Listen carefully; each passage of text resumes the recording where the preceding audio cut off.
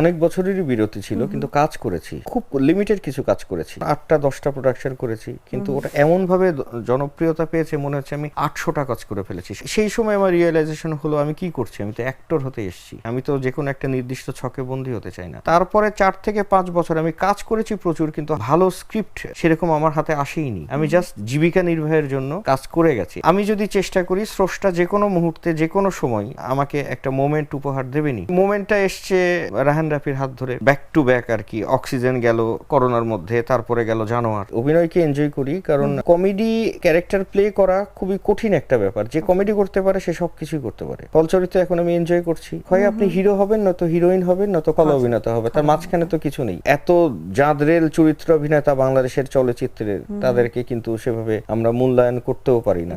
এবং এত ভালো কমেডি করেছেন যারা, তাদেরকে আসলে চার্লি বলা হয়। 3 জায়গায় সম্মান আছে, হিরো আমাকে দিয়ে হবে না, আর নায়িকা তো করতেই পারবো না। কলা অভিনেতার যে জায়গাটা আছে সেটাকেই নিয়ে এগোতে চাচ্ছি।